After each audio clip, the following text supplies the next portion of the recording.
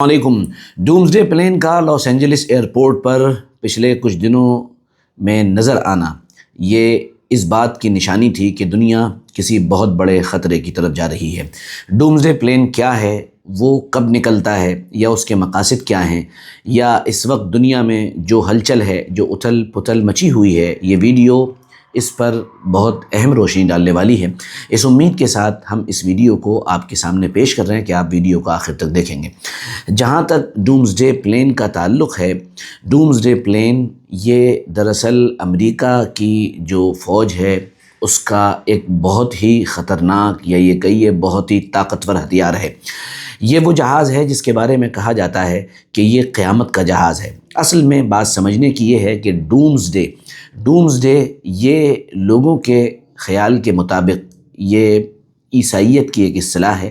عیسائیت کے another concept پایا جاتا ہے کہ ایک دن آئے گا جس دن یہ دنیا تباہ ہو جائے گی اور دنیا میں آگ ہی آگ ہوگی، اور اس وقت انسانیت پوری ایک بہت ہی پریشانی کے عالم میں ہوگی۔ اسی کو اسلام میں قیامت کا تصور کہا جاتا ہے کہ قیامت قائم ہوگی، اور قیامت پوری طرح پوری دنیا کے ایک ایک حصے کو اپنی لپیٹ میں لے لے گی، اور دنیا کے اندر کوئی سانس لینے والا انسان یا جاندار باقی نہیں رہے گا۔ بہرحال یہ اس اصطلاح پر، اس ٹرمنالوجی پر اس جہاز کا نام رکھا گیا ہے ڈومسڈے پلین۔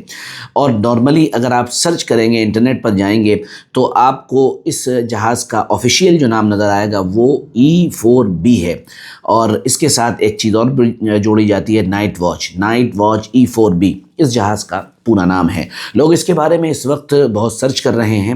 ہم نے ان معلومات سے زیادہ کوئی سروکار نہیں ہے جو اس کے بارے میں دی جاتی ہیں، ان میں کچھ چیزیں بھی ہم آپ کے سامنے پیش کر رہے ہیں، آگے بھی کریں گے، لیکن دراصل اصل لوگوں کی اس غلط فہمی کا ازالہ ہے، یا لوگوں کی اس غلط فہمی کو دور کرنا ہے جو دینی اعتبار سے اس پلین یا اس جہاز کو دیکھنے کے بعد پیدا ہوتی ہے۔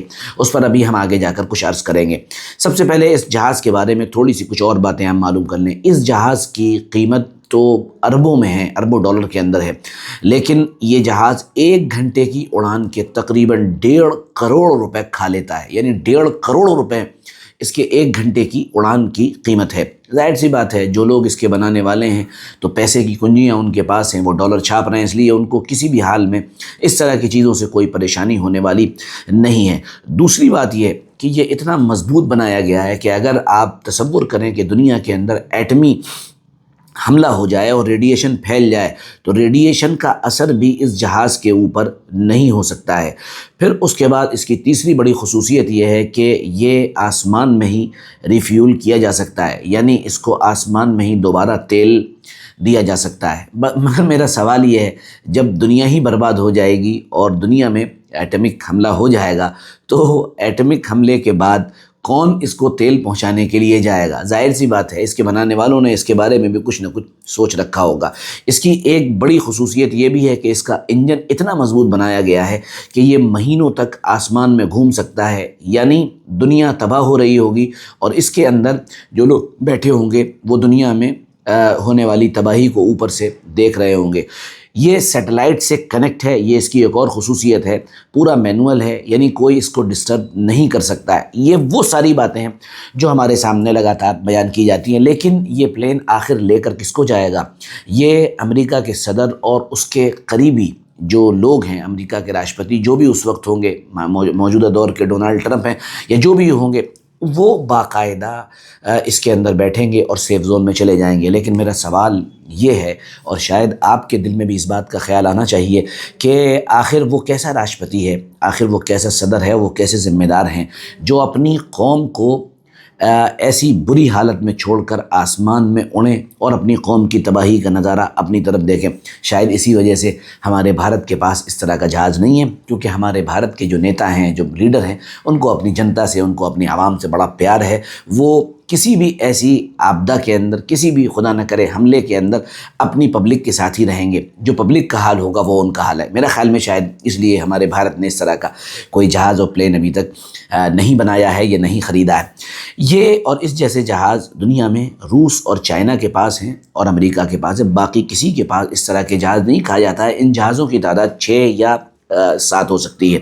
اچھا، کچھ لوگ کہتے ہیں 4 ہو سکتی ہے۔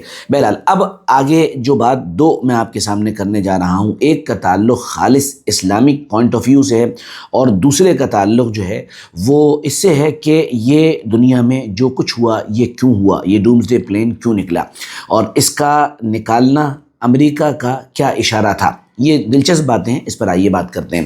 دیکھیے، میں نے اس سے پہلے ایک ویڈیو میں بتایا تھا کہ 2026 میں کیا ہونے والا ہے۔ 2026 میں جو کچھ ہونے والا ہے اس کو دا اکانومسٹ کے حوالے سے میں نے آپ کے سامنے پیش کیا تھا۔ اس میں ایک بات میں نے یہ کہی تھی کہ دا اکانومسٹ کا جو پیج ہوتا ہے، اس پیج کے اوپر جو تصویریں اس مرتبہ چھپی ہیں ان میں ایک کیک رکھا ہوا ہے، اور کیک کے اوپر 250 لکھا ہوا ہے، اور اس کے آس پاس جو ہے کچھ ہاتھ ہیں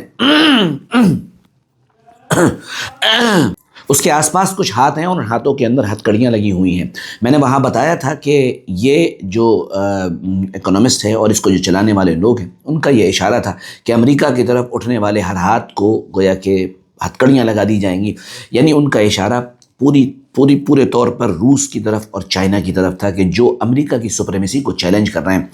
اب اس جہاز کو نکال کر جو بڑا اعلان کیا ہے ڈونالڈ ٹرمپ نے یا ان کی انتظامیہ نے، یہ فوج نے، وہ یہ ہے کہ اگر ہماری سپریمیسی کو چیلنج کیا گیا تو ہم اس چیلنج کو ایکسیپٹ کر کے ہم نیوکلیئر وار تک بھی جا سکتے ہیں۔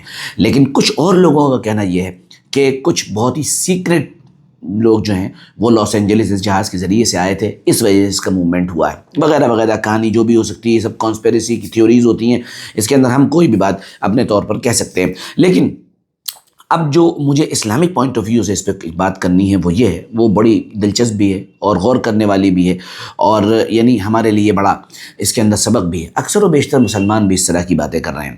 مسلمانوں کا ایک کانسیپٹ یہ بنتا چلا جا رہا ہے، یا ان کے دماغ میں یہ بات بیٹھتی چلی جا رہی ہے کہ جو قیامت قائم ہوگی یا جو ڈومسڈے جو ہوگا عیسائیوں کے اعتبار سے، وہ دنیا میں کسی جنگ کی صورت میں ہوگا، یعنی بہت بڑی بڑی جنگیں ہوں گی، اور ان جنگوں کے ذریعے سے دنیا تباہ اور برباد ہو جائے گی اور ختم ہو جائے گی، اور یہی ڈومسڈے ہوگا۔ یہ اسلام کا تصور نہیں ہے۔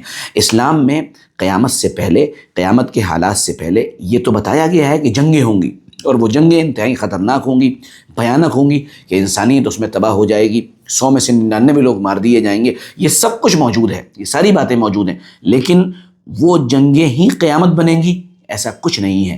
قیامت یہ مخلوق کے ہاتھ سے قائم نہیں ہوگی، یہ یاد رکھیے گا، یہ عقیدے کی اصلاح کر لیجئے۔